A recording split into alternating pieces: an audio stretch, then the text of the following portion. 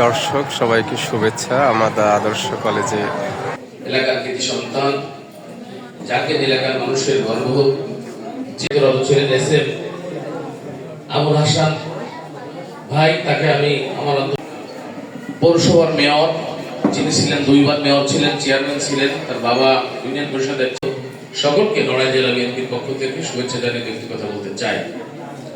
প্রায় 20-22-23 বছর ধরে কষ্ট করে এই বিদ্যালয় থেকে টিকিয়ে রাখছে, এই কলেজ টিকে থাকার কথা নয়। অধ্যাপক সহ শিক্ষক মন্ডলীকে ধন্যবাদ জানাই। যে সকল ছাত্রছাত্রী আজকে বাড়ির থেকে ভাত যারা সহযোগিতা করে, অর্থনৈতিকভাবে সহযোগিতা করে, জায়গা জমি দিয়ে সহযোগিতা করে বিদ্যালয়কে পড়াশোনা করতে, পড়াশোনা ছাড়া কোনো মেধার বিকাশ সম্ভব নয়। ছাত্রছাত্রীবৃন্দ, আসসালামু আলাইকুম।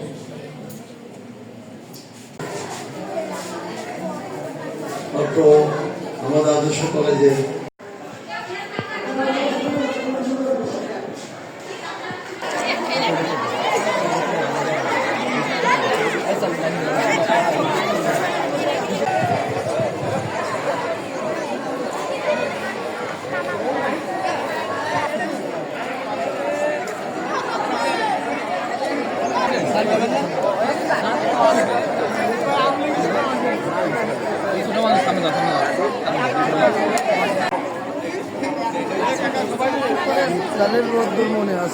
বাংলাদেশের এই প্রেক্ষাপটে এই বৈষম্য, এই ডাক্তার ইঞ্জিনিয়ার বৈষম্য শিকার, আমরা কলেজে বৈষম্য শিকার।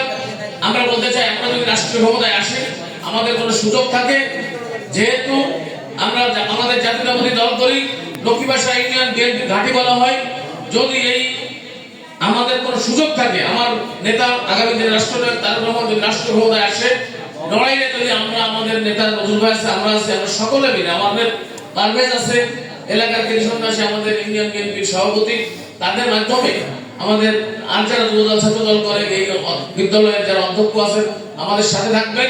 ইনশাআল্লাহ তারেক রহমানের নেতৃত্বে যদি রাষ্ট্র সরকার গঠিত হয়, প্রথম প্রায়োরিটি হিসাবে আমরা আমাদের প্রায়োরিটি দেবো। আমি আমার যদি আমার দল গঠন হয়, আমি সর্বাত্মকভাবে চেষ্টা করব। ছাত্রছাত্রী ভাইদেরকে আরো বলতে চাই, পড়াশোনা ছাড়া কোনো বিকাশ সম্ভব নয়। আজকে আমি দেখি ডিসি অফিসে চাকরির দরখাস্ত করতেছে, এমএ পাস ছেলে মেয়েরা পিওনের চাকরি করে। আরে ভাই, পিওনের চাকরি করার দরকারটা কি? তুমি একটা বেসরকারি এনজিও যদি আশায় চাকরি করো, সাইকেলের প্যাডেল বাইকে চলে পরে যদি তুমি মোটরসাইকেল পাবো, অন্তত ভালো জায়গা বিয়ে করতে পারবো। কিন্তু পিওন যদি হও, তোমার পিওনের যোগ্যতার উপরে থাকবে, তাই এমএ পাস করে স্বপ্ন দেখতে হবে অফিসার হওয়া, এই তাহলে বড় হবে। আর যারা স্বপ্ন দুর্বল, তারা কিন্তু কিছু করতে পারবে না। সেই সকলকে ধন্যবাদ জানিয়ে আমি আমার যেসব মহান মানুষ এখানে বসে, তাদের সঙ্গে আসলে কথা বলার ক্ষমতা আমার নাই, তারপর কথা বলে আমি আপনাদের সকলকে ধন্যবাদ জানিয়ে আমার কথা শেষ করছি। আসসালামু আলাইকুম ওয়া রাহমাতুল্লাহি।